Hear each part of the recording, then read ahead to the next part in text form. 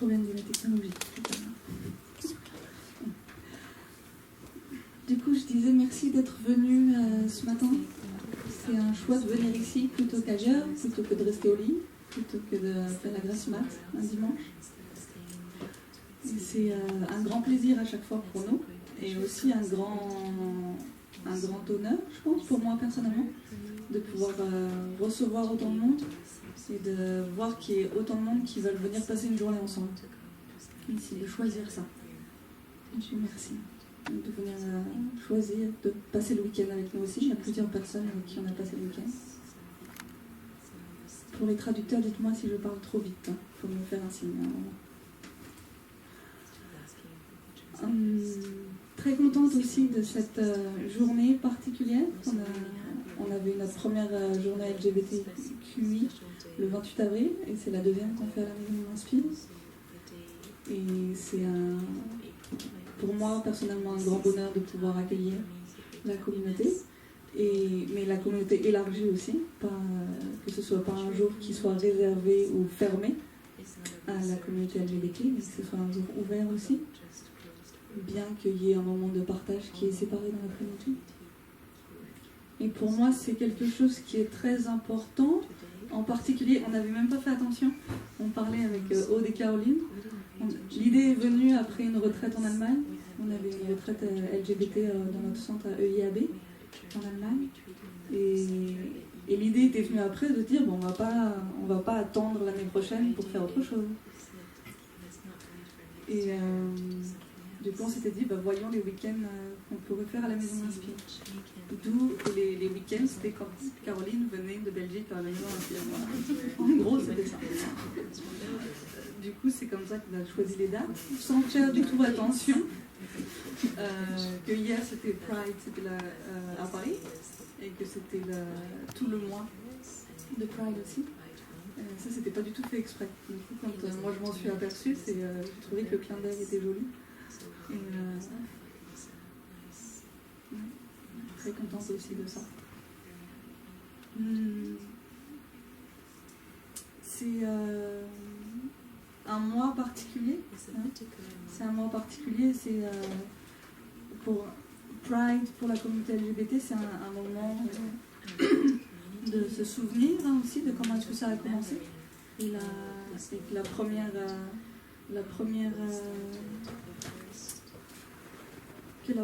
Pride, c'était des émeutes avec Stonewall et on célèbre aussi la 50e anniversaire cette année. Du coup, c'est vraiment aussi un moment un petit peu particulier par rapport à tout ça. Et ça tombe bien. Ça tombe bien que ce soit ce week-end-ci pour pouvoir aussi se souvenir ensemble et être avec ça aussi ensemble et voir qu'est-ce qu'on en fait de tout ça aussi. Il y a des émeutes qui sont transformées en des belles choses. Il y a des fois où de vraiment pouvoir voir comme des choses difficiles peuvent aussi se transformer en choses qui donnent de la force. Qui donnent de la force et qui donnent de la joie aussi.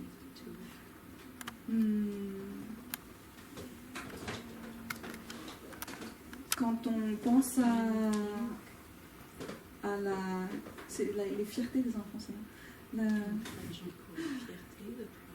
Il y a tout ce sens de la visibilité qui est important. Et pour moi, c'est une des choses pour lesquelles c'est important d'avoir des journées comme ça ici aussi, c'est d'avoir cette visibilité-là. D'où le background. Que ce soit quelque chose qui soit visible. Qu'il y ait des mots qui soient visibles aussi. Qu'il y ait des parties de nous-mêmes qui peuvent être visibles aussi et qui n'ont pas besoin d'être cachées. Et je pense que c'est évidemment quelque chose qui revient sans arrêt dans la communauté LGBT, mais pas seulement, dans n'importe quel être humain. Il y a des choses cachées, des choses difficiles, il y a des choses qu'on n'a pas envie d'aller voir et qu'on fait très bien, on fait des petites danses par au-dessus pour aller... pour pas montrer les choses qui sont pas faciles à montrer. Et de pouvoir... je pensais à ce mot de visibilité ce matin, je me disais, c'est visibilité, c'est voir, hein. C'est voir et c'est être vu. C'est voir et c'est être vu, c'est être reconnu, mais être vraiment vu, quoi. Qu'il n'y a pas besoin qu'il y a juste une partie de moi qui est vue, ou alors c'est juste ce que toi tu as envie de voir en moi qui est vu. Ou ce que moi j'ai juste envie de te montrer parce que c'est pas très safe de montrer à un autre côté. C'est non, tu me regardes et tu me vois. Et quand tu me regardes, je peux me montrer. Je peux être vu. Et ça, c'est pas facile de se montrer et d'être vu. On a fait un exercice de clown hier. On a une professionnelle clown avec nous, que je ne montrerai pas du doigt. Et c'était ça, c'était chacun son tour, on venait sur la scène, entre guillemets, et on était vus dans quelque chose, dans nous, dans ce qu'on était, quoi. Et c'était pas évident. C'est pas évident d'être simplement regardé et d'être vu. Parce que pour moi personnellement, ce que ça touche, c'est que je ne vais pas être vue. C'est que ce que je suis ne va pas être reconnu. Ce que je suis ne va pas être compris. Et ce que je suis ne va pas être aimé. Et du coup, ça a une grande trouille. Du coup, je me dis, ok, il vaut mieux barricader, comme ça au moins, moi je suis tranquille. C'est plus safe comme ça. Mais c'est pas vraiment vrai. Je pense qu'on a tous cette expérience-là, que quand on se ferme à cause d'une peur, ça aide pas en fait. Ça resserre les choses à l'intérieur encore plus. D'où la visibilité. La visibilité pour moi et la visibilité pour les autres, parce que d'être reconnu par quelqu'un, ça fait que moi je me reconnais mieux aussi.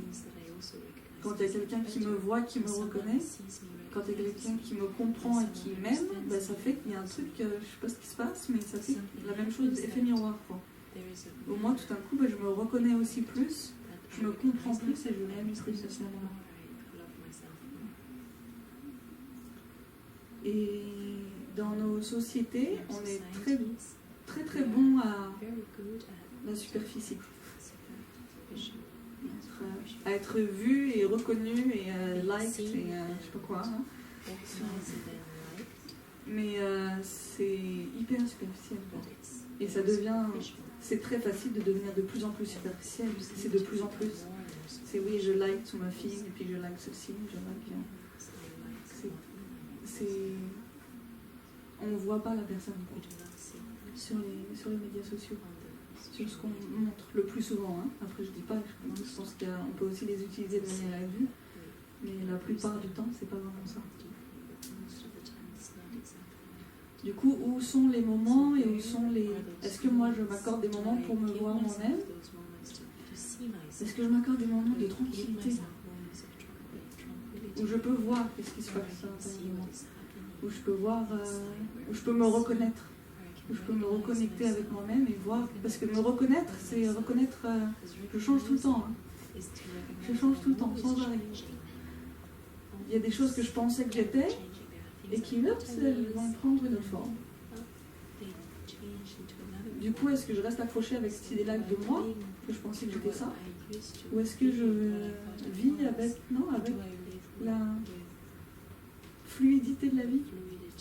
J'aime beaucoup ce mot de gender fluid en anglais. Je ne sais pas si on l'utilise beaucoup en français.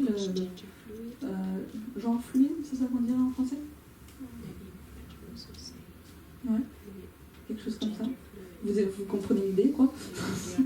C'est beaucoup plus vivant, non? Que quelque chose de très en boîte. En boîte et un petit peu cassé et un petit peu coupé. Donc il y a quelque chose qui est vivant, il y a quelque chose qui est fluide, il y a quelque chose qui bouge. Et la vie, c'est ça, hein. La vie, ça bouge. On n'est jamais vraiment pareil d'un moment à l'autre. Du coup, est-ce que je prends le temps pour être avec ces choses-là en moi et continuer à me reconnaître sans arrêt? Parce qu'avant de de pouvoir être reconnu par quelqu'un, c'est aussi très important de pouvoir moi reconnaître qui je suis dans chaque moment et comment je change. Comment je change.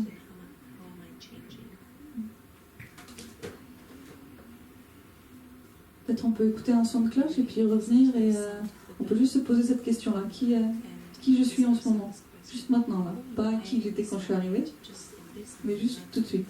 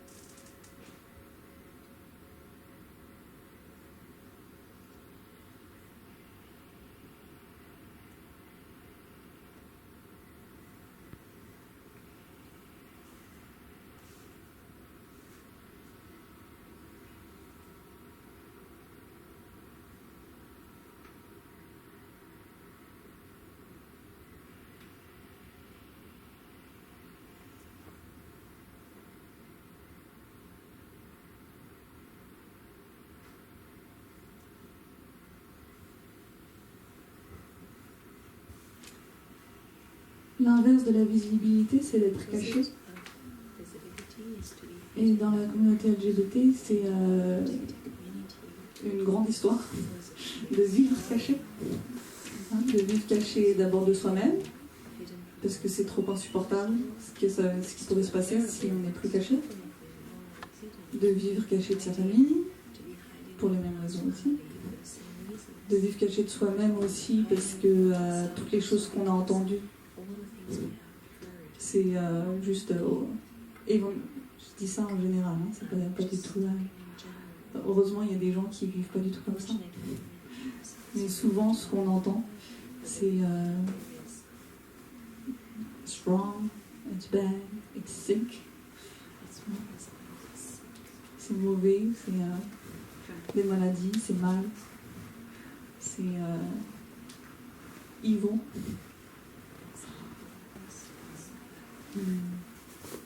Du coup, voilà quoi, ça donne pas très envie de... ça donne pas très envie d'aller voir. Ça fait un peu peur, quoi, forcément. Et surtout si on a entendu ça de personnes qui sont proches et de personnes qu'on respecte. Du coup, ça prend du temps de pouvoir déjà juste accepter pour soi-même et d'aller voir et de ne pas être caché par rapport à moi-même. Mais c'est aussi caché par rapport à une société qui, bien sûr, maintenant s'ouvre. Hein, et c'est très différent d'il y a 50 ans, c'est très différent d'il y a 100 ans, c'est très différent, évidemment. Et pourtant, hein, c'est aussi... on sait qu'il y a des pays où c'est la peine de mort. Les relations homosexuelles, on est lapidé, quoi. Il y a des pays où c'est les camps de concentration. Il y a des pays où les trans ne sont pas acceptés dans les hôpitaux. Du coup, c'est différent et puis c'est pas différent. Un petit peu comme Taï dit souvent, c'est la même et différent. C'est un petit peu... il y a ça qui... C'est marrant parce que quand on voit dans les informations, hein, je me souviens, il y avait des informations à Paris, il y avait eu des actes homophobes en 2018. Et puis les intervieweurs, ils demandaient pour le coup cette question, ils disaient, mais quand ils interviewaient quelqu'un, c'est qu'est-ce que vous pensez, vous? Est-ce que vous pensez que c'est... Alors qu'on est en 2018 quand même, qu'il y ait encore des choses comme ça qui se passent. Et ça, moi, ça m'avait vraiment fait rire, enfin, rire non, mais oui, en même temps, la formulation de la question. C'est vous pensez qu'en 2018, il se passe encore des choses comme ça. Comme si en 2018, tout était réglé. Non, il y avait plus de racisme, plus d'homophobie, c'est tout. En 2018, tout va bien. Ça m'avait vraiment percuté, quoi, cette chose-là. De dire, mais les gens, ils vivent dans quel monde, quoi? C'est-à-dire que bien sûr que la discrimination, elle est humaine. Du coup, 2018 ou 2040 ou 2070, la discrimination, elle sera toujours là. Hein. Faut pas rêver, je veux dire. Mais c'est quelque chose qui est tellement inné, quoi, à l'intérieur de soi, pour tout le monde, hein. Pour tout le monde. Moi, vous, tout le monde dans la salle, je pense qu'on a la graine de la discrimination est là pour tout le monde. Après, elle se manifeste de manière différente, envers ce qui est différent. Ce que moi, je comprends pas. Ce que moi, je n'identifie pas avec.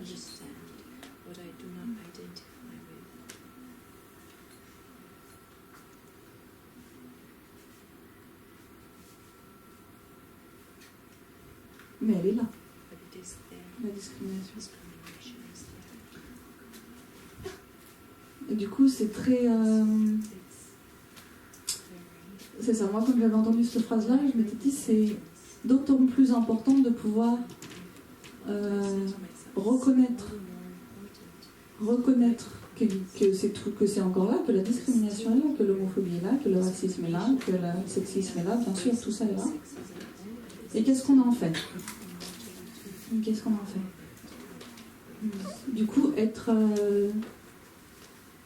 d'être visible, pour moi, c'est une chose, qu'on en fait quelque chose. Hein, de pouvoir montrer, de pouvoir... J'ai choisi ce background, je me suis dit, ok, comment est-ce que les gens vont réagir? Ça va être quoi la réaction des gens? Vous pouvez me dire comment vous avez... C'était quoi la première pensée qui est venue quand vous avez vu? Waouh. Ça existe en fait? C'est pas un truc là? Non, c'est... Oui, pardon. Alors, ça vient de New York, parce que c'est cette année, ils ont mis ça à New York.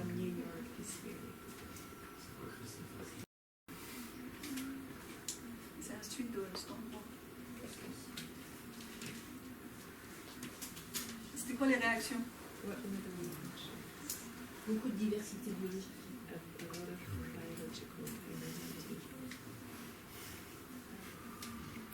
Il y a des gens qui n'ont pas aimé. Il ne faut pas hésiter, hein. Soyez pas timide.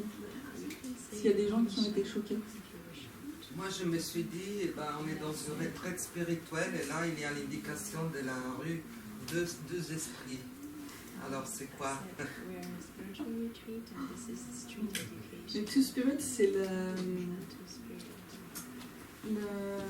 dans la tradition des Amérindiens, c'est quelque chose qui existait avant que les colonisateurs et l'Église aient un petit peu tout rasé. Mais c'était quelque chose qui, dans une tribu amérindienne, très souvent, il y avait quelqu'un qui était ce qu'on appelait two-spirited. Et qui était du coup pas d'un genre particulier. Il y avait des fois c'était un homme qui vivait comme une femme ou une femme qui vivait comme un homme et qui était non seulement reconnu mais qui était aussi très souvent dans un rôle de guérisseur, de conseiller spirituel, important pour la tribu. Et c'est quelque chose qui revient un petit peu maintenant, il réintègre ça.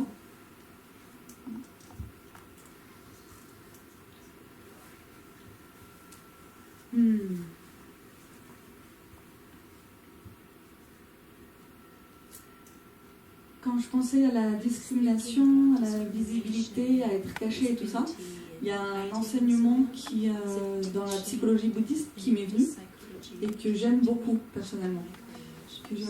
C'est quand Kantai parle du manas. Kantai parle du manas. Je vais faire un petit dessin sur le tableau.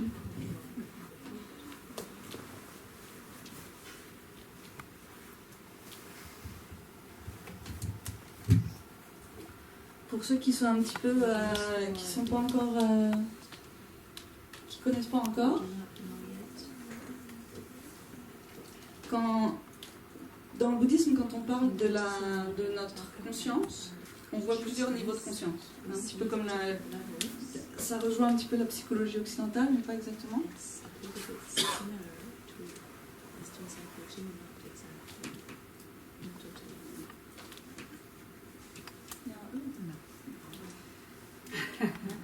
Ouais.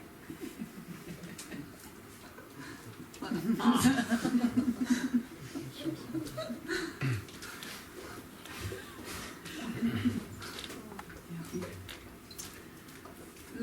notre conscience du mental et la conscience du tréfonds.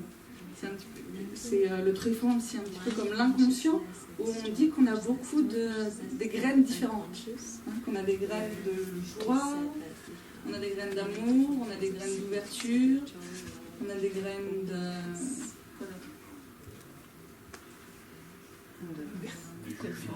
jugement, discrimination, pleine conscience, créativité. Il y en a plus que ça. Hein. Générosité. La graine de clown. Gratitude. Colère. Compassion. Reste sauvagerie.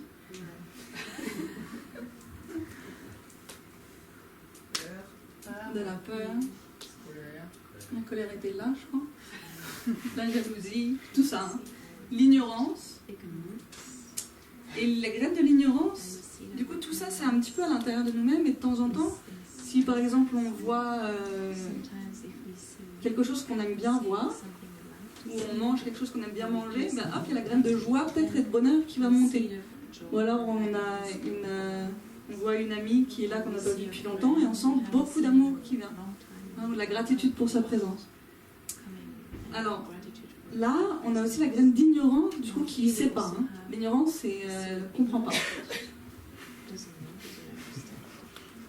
Et elle est montée. Elle a fait un truc bizarre là.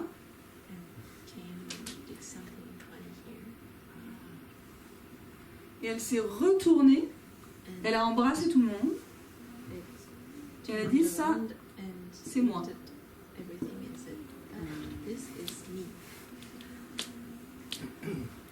Et du coup, toute cette partie ici,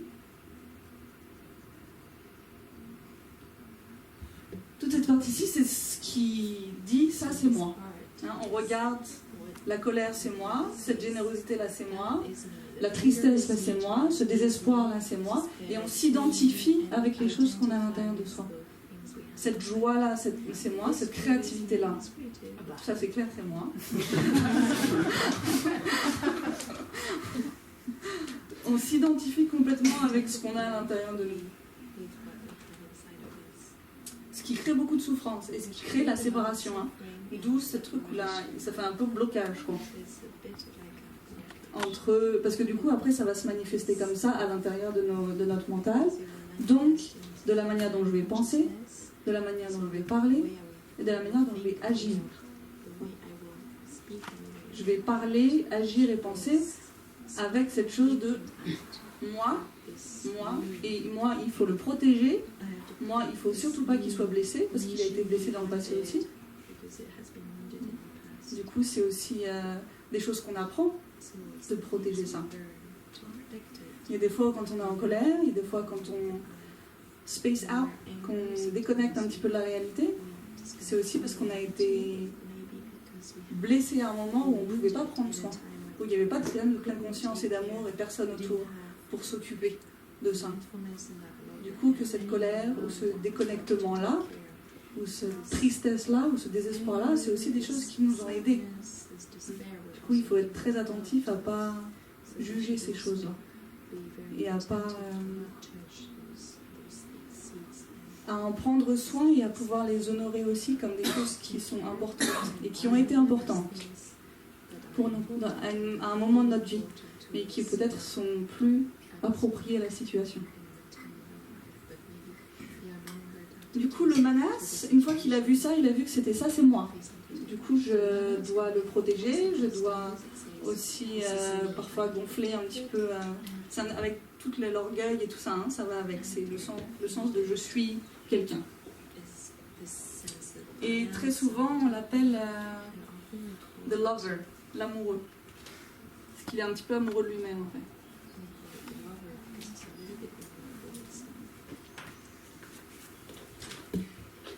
Et on peut voir que c'est tout autant dans un complexe de supériorité que dans un complexe d'infériorité pareil. Hein.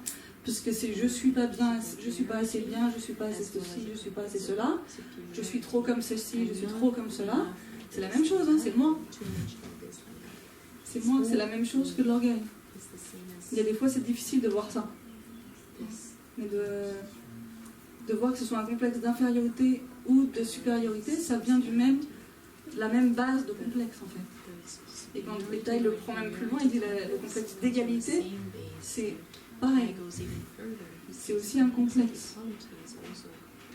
De faire attention, qu'est-ce qu'on met derrière le mot égalité, hein. Il y a des gens qui ont du mal, quand Taï parle de ça, c'est vraiment ça, un complexe d'égalité. Nous, on se bat depuis des années pour l'égalité. Dites pas que c'est un complexe. Non, ce que Taï dit, c'est que si on prend une chose qu'on compare avec une autre chose, et qu'on dit je suis égal, c'est toujours une maladie, toujours un complexe. Je ralentis. Parce qu'il y a toujours cette idée de moi et de toi, où je vais comparer.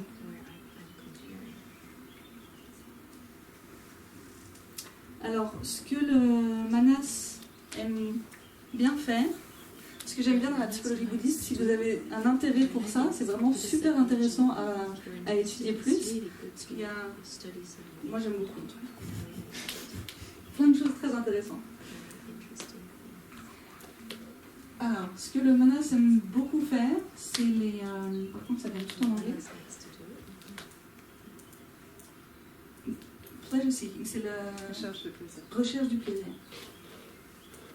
Ce qu'il fait bien, il fait très bien ça.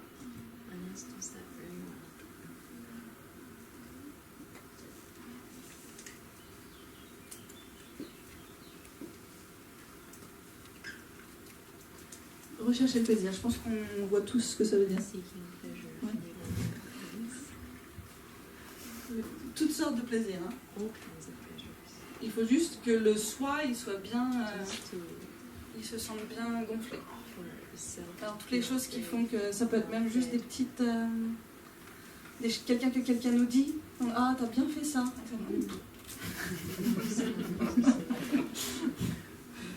Et puis l'autre qui va avec, c'est que avoiding suffering, éviter la souffrance.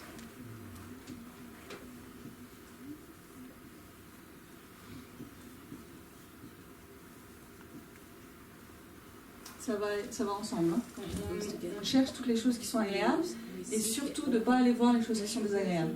On évite la souffrance. Et qui dit éviter la souffrance, dit bloquer, dit aller manger, dit aller téléphoner, dit aller sur Internet, dit le cinéma, les films et toutes ces choses-là qui font qu'on n'a pas besoin d'y penser. Hein. On fuit. Parce que c'est vraiment pas agréable. Et ce qui va aussi avec, c'est que Manas, l'amoureux, il ne sait pas les dangers de rechercher du plaisir, de la recherche du plaisir.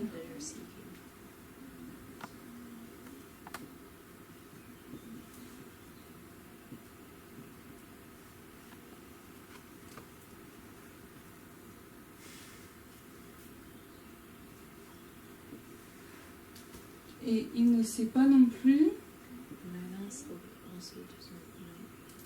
les dangers d'éviter la...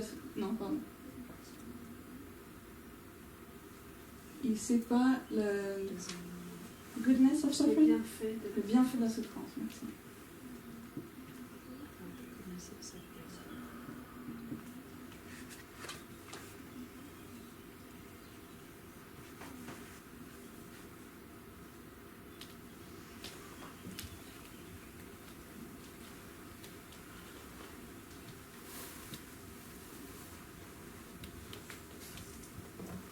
Il ne voit pas que quand on est en train de rechercher le plaisir sans arrêt, que quand on n'arrive pas à s'arrêter de manger, quand on n'arrive pas à s'arrêter dans cette chose qui est un petit peu addictive, qui est nos énergies d'habitude, hein, de rechercher un plaisir particulier. Je pense qu'on a chacun les nôtres. On peut regarder et je pense qu'il y en a un qui vient assez rapidement, ou deux ou trois. Hein, des choses qui... Et puis c'est...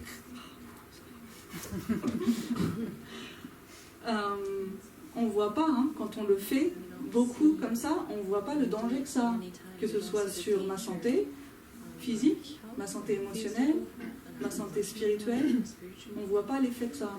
Ou alors on le voit, mais on ne le voit pas assez bien pour s'arrêter. Et aussi le bienfait de la souffrance, de voir à quel point la souffrance peut être quelque chose de bénéfique, si on sait quoi en faire. Si on sait quoi en faire. C'est ça qui est important, c'est si on sait quoi en faire. Ne pas juste être avec la souffrance et de se laisser emporter par la souffrance, hein, que ça peut être aussi un grand danger. Si on n'y a pas quelque chose, comme par exemple une graine de pleine conscience ici, ou une graine de joie qui vient s'occuper là, de la souffrance. Mais que si on a une pratique, quand on vient à la maison d'Inspire ou dans d'autres endroits, qu'on apprend à revenir à soi-même, que j'apprends à revenir et à reconnaître ce qui est là. Je respire, quand on entend la cloche, ici on respire pour créer une habitude de reconnaître ce qui est en train de se passer à l'intérieur de moi. Parce que j'ai l'habitude de ne pas être avec ce qui est là à l'intérieur de moi. J'ai l'habitude d'être sans arrêt dans la fuite, sans arrêt dans autre chose, sans arrêt dans toutes les milliards de petites choses que je dois résoudre dans ma vie. On a toujours quelque chose sur lequel on est en train de mâcher. Et quand celui-là il est terminé, il y a un autre qui arrive. C'est pas vraiment la chose en elle-même. Hein. C'est notre énergie d'habitude de mâcher sur quelque chose, parce que du coup, j'ai pas besoin d'être vraiment à l'intérieur de moi. Du coup, quand on apprend à revenir, que ce soit avec la cloche, que ce soit avec la marche, quand on mange, tous ces moments-là de revenir à la respiration, de revenir à qu'est-ce qui est en train de se passer juste maintenant. Quelles sont mes sensations physiques maintenant? Comment est-ce que je me sens là tout de suite? Est-ce que je fais ça quand j'entends la cloche? Ou est-ce que c'est comme, ok, la cloche sonne, allez au petit déjeuner? Est-ce que je m'arrête vraiment et dire, ok, comment est-ce que tu vas là? Il y a des fois de se parler, ça fait du bien. Hein, de créer une connexion et une relation vraiment avec soi-même. Je disais à un ami hier que je pensais qu'elle devait sortir et s'inviter au restaurant. De prendre du temps et de vraiment d'apprendre à se connaître et d'avoir des conversations avec soi-même. Et peut-être d'apprendre à connaître des choses de soi-même qu'on ne connaît pas.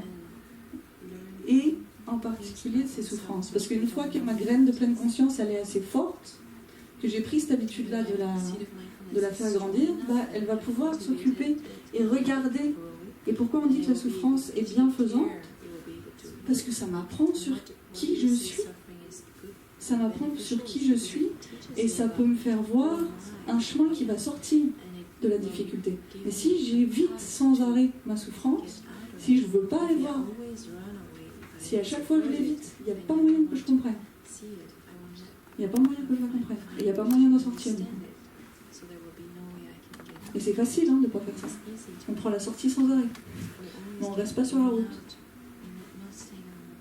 Et on la voit, la sortie. On voit ce qu'on est en train de sortir. C'est ah non, pas cette fois-ci. Ah, je prendrai la prochaine.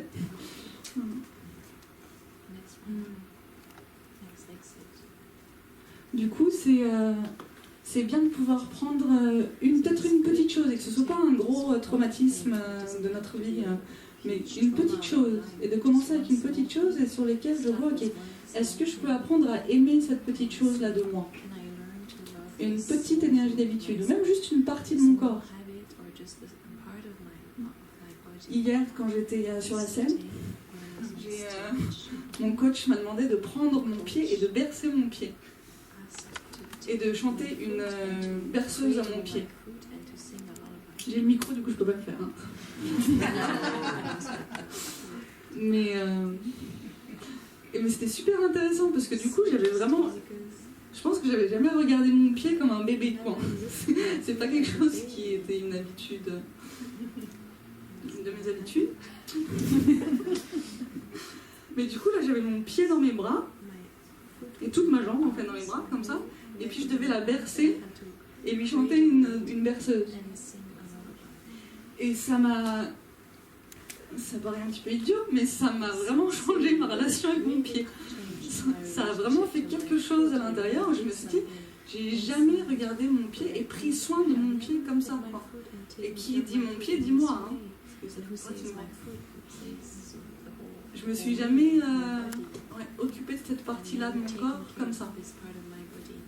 Et je me suis dit, je vais continuer à le faire. Je vais continuer à m'occuper de mon pied comme ça. Et à bercer mon pied de temps en temps s'il y a besoin.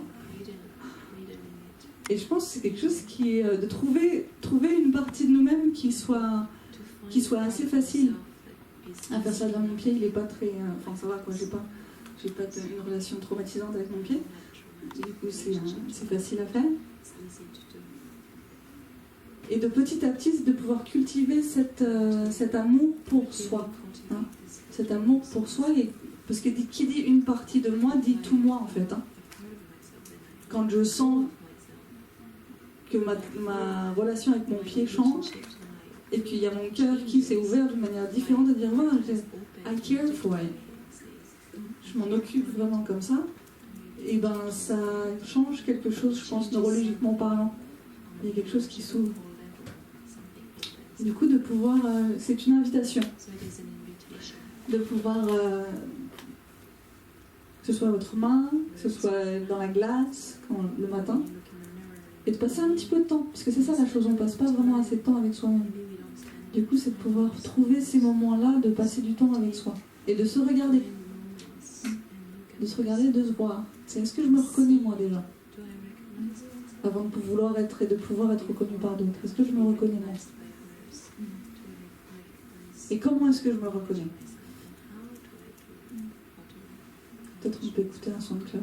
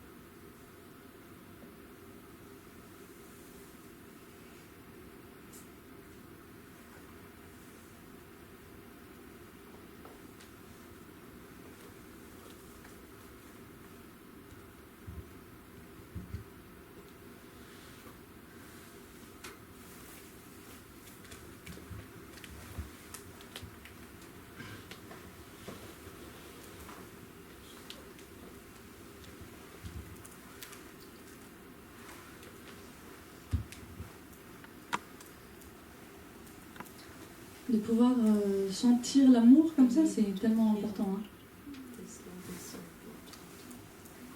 De pouvoir sentir qu'on est aimé. Que ce soit soi-même, qu'on s'aime soi-même, ou que ce soit que quelqu'un d'autre nous aime. C'est pas très important, parce que c'est de toute façon, c'est juste ce sentiment d'amour, ce sentiment d'être aimé. Et qu'on a tous besoin. On a tous besoin de ça. Qu'on ne peut pas vivre sans. Et qu'il y a des fois où on n'a pas été aimé, comme on avait besoin d'être aimé à ce moment-là. Et que ça a créé des peurs, ça a créé des blocages, ça a créé des tensions, des petits traumatismes comme ça. Du coup, de pouvoir ressentir cet amour-là, et de le ressentir pour soi-même, c'est quelque chose qui est super important et qu'on n'apprend pas beaucoup à faire à l'école, malheureusement. Il n'y a pas de classe de comment vous aimez vous-même. Je pense qu'on devrait commencer en petite maternelle, hein, mais, dès le plus jeune âge. Et de comprendre la souffrance, de comprendre sa propre souffrance, ça aide à ça en fait. Hein. Parce que quand je comprends, si j'arrive à comprendre une souffrance, il y a forcément l'amour qui vient tout de suite derrière. Forcément. Si je comprends vraiment. Si tout à coup je comprends de pourquoi est-ce que j'ai fait ça, parce qu'il y a une petite fille de moi, un petit garçon, un petit enfant à l'intérieur de là qui pleure, mais tout de suite il y a de l'amour qui vient et je veux prendre le petit enfant dans les bras. Du coup, de pouvoir cultiver cet amour-là pour soi-même, c'est quelque chose qu'on devrait se donner du temps chaque jour. Et on se pose la question, est-ce que je t'aime assez? Est-ce que je prends assez de temps pour t'aimer? Et avec son partenaire, on peut dire la même chose. Est-ce que je t'aime assez? Est-ce que je te comprends assez? Est-ce que je prends assez de temps pour t'aimer?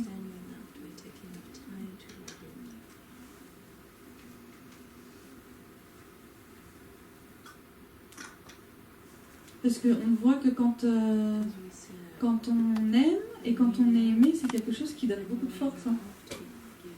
Quand il y a l'amour à l'intérieur du cœur qui est là, ça donne de la force. Naturellement, il y a de la force qui est là. Et que je pense qu'on a tous eu cette sensation, les premiers mois, on est très amoureux, et tu as l'impression que tu peux faire tout et n'importe quoi. Et déjà, les gens le disent, hein, décrocher la lune, et toutes les idées absolument bizarres. Mais parce qu'il y a une énergie énorme qui porte et qui on peut faire absolument n'importe quoi. Parce qu'il y a l'amour qui est là. Du coup, de pouvoir cultiver, parce que c'est une vraie force. Alors, est-ce que je cultive cette force-là qui me fait faire que je pourrais faire n'importe quoi pour moi? D'abord, parce que je m'aime et je pourrais faire n'importe quoi pour moi.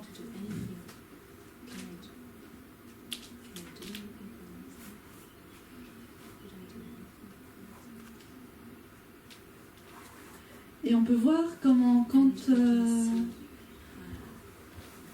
quand on a peur d'aimer, du coup, comment ça sape la force.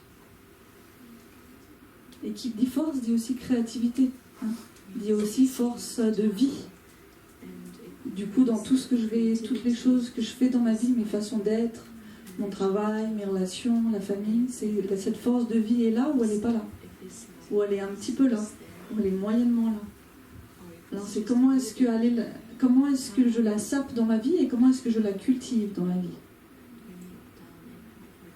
Et de pouvoir aller voir les peurs, de pouvoir aller voir les pourquoi est-ce que j'aime pas, pourquoi est-ce que je ne m'aime pas, pourquoi est-ce que j'aime pas l'autre, les différences. C'est très important pour pouvoir comprendre ça. Quand on voit que, pour moi, quand je pense à l'homophobie, c'est ça que je vois, c'est saper cette force vitale. Hein? Parce que ça veut dire que tu ne peux pas aimer. C'est ça que ça veut dire. Ou la façon dont tu aimes n'est pas correcte. Elle est mauvaise pour toi, elle est mauvaise pour le monde, c'est quelque chose d'horrible, c'est ça qu'on dit. Et qu'est-ce que ça fait à l'intérieur? Ça veut dire que ça sape une force vitale. Une force ou quelque chose qui est là et qui doit pouvoir s'exprimer, et qui doit pouvoir se dire, et qui doit pouvoir se montrer. Si on ferme les yeux et qu'on voit, on est avec la personne qu'on aime dans la rue. On est avec la personne qu'on aime dans la rue, au restaurant,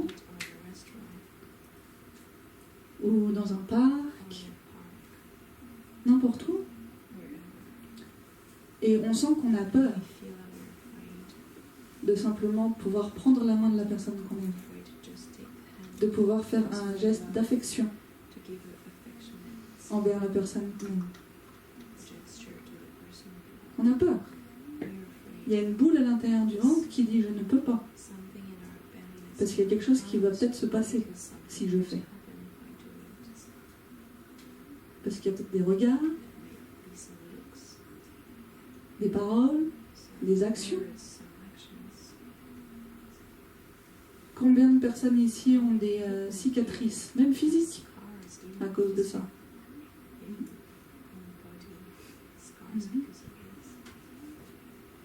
Regardez, mettez vos mains plus en l'air, s'il vous plaît. Regardez. Il y a des cicatrices émotionnelles à cause de ça. Vous pouvez mettre la main en l'air encore?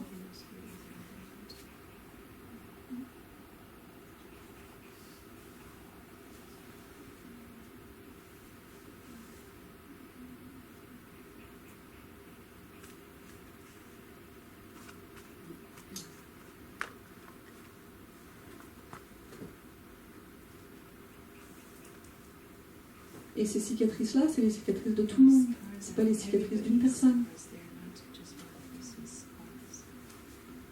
des cicatrices que tout le monde porte.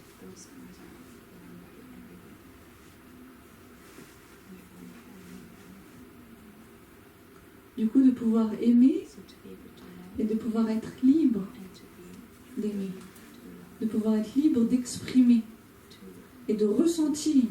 C'est pas seulement exprimer, c'est pouvoir ressentir cet amour-là, sans peur. De ne pas saper cette force vitale, de ne pas saper cette force de créativité. D'où la visibilité dans des endroits où on peut. Moi, c'est pour ça que je suis très contente qu'on a des journées comme ça ici. De pouvoir avoir commencé des journées LGBT, parce que c'est une visibilité dans un endroit safe. C'est une visibilité dans un endroit où aussi, c'est pas un bar, c'est pas une discothèque, c'est pas aussi toute une vie cachée, oui, du coup parfois souterraine, du coup avec tout ce qui va aussi avec ça, hein. Sain ou moins sain. Mais que là, non, c'est à l'air,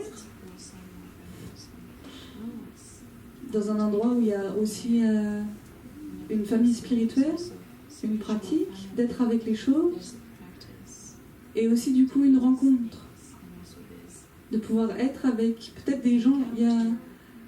J'ai entendu une sœur il n'y a pas très longtemps qui disait un ami queer, moi je t'aurais jamais parlé avant.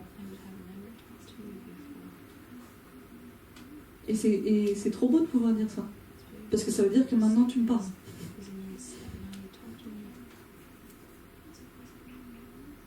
Et ça veut dire que maintenant on est ensemble et on peut avoir une communication et on peut avoir une base de compréhension. Et de pouvoir te reconnaître. Et je pense que ce qu'on ne voit pas assez, c'est que quand on peut reconnaître quelqu'un, on se reconnaît soi-même aussi. Du coup, de ne pas pouvoir reconnaître l'autre, c'est pas se reconnaître complètement aussi. Quand on a encore peur.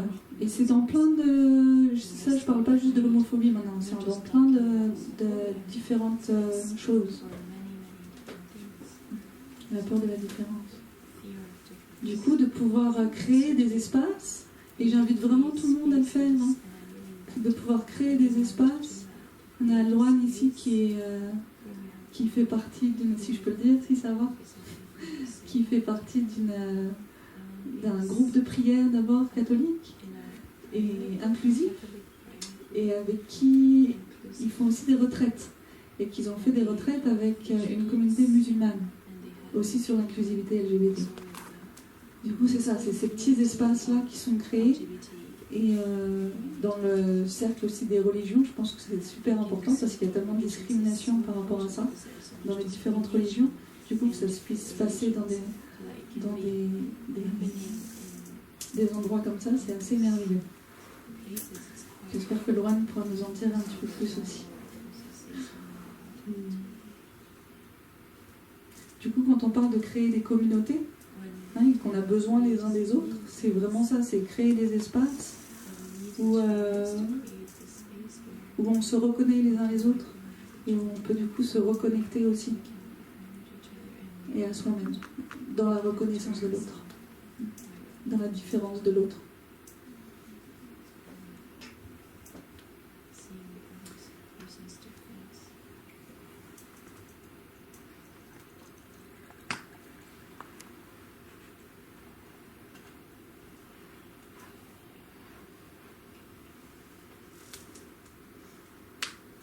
Je voudrais juste finir avec un poème qu'on m'a envoyé il y a quelques jours de Tao Te Ching. Je suis pas sûre de qui c'est, malheureusement je n'ai pas regardé, mais je pense que c'est un sage. Je pense que c'est un sage, vu ce qu'il dit, c'est un très très sage. Je vais le lire en anglais d'abord si ça va, et puis je le traduirai ensuite.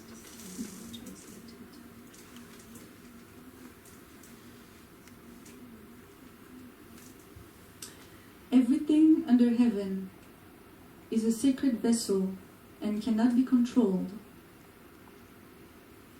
Trying to control leads to ruin. Trying to grasp, we lose.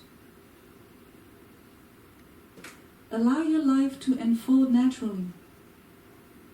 Know that it is too a vessel of perfection, just as you breathe in and out.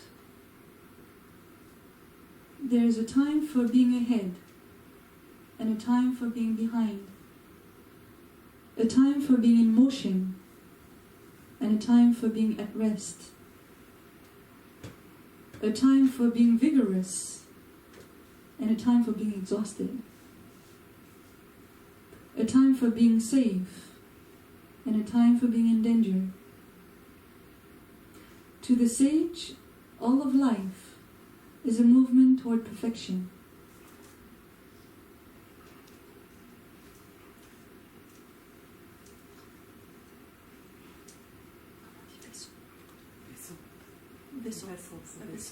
Un vaisseau. Tout sous les cieux est un vaisseau sacré et ne peut pas être contrôlé. Et essayer de contrôler amène à la ruine. Essayer de s'accrocher. Si on essaye de s'accrocher, on perd. Permets à ta vie de se déployer naturellement. Et sache que ta vie aussi est un vaisseau de la perfection. Tout comme ta respiration, quand tu inspires et quand tu expires. Il y a un moment pour être en avant, et il y a un moment pour être derrière. Il y a un moment pour être en mouvement, il y a un moment pour être en train de se reposer. Il y a un moment pour être vigoureux, il y a un moment pour être épuisé.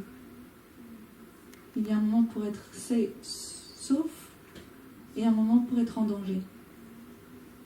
Pour le sage, toute la vie est un mouvement vers la perfection. J'aime beaucoup ce poème et je dirais même que c'est pas juste vers la perfection, mais que tout ça c'est déjà la perfection, que tout va très bien. Quand on peut être dans avec les fluidités de la vie, de ce qui se passe à l'intérieur. Merci beaucoup d'avoir été là ce matin, de votre écoute. Et merci. On peut écouter 3 sons de cloche pour terminer.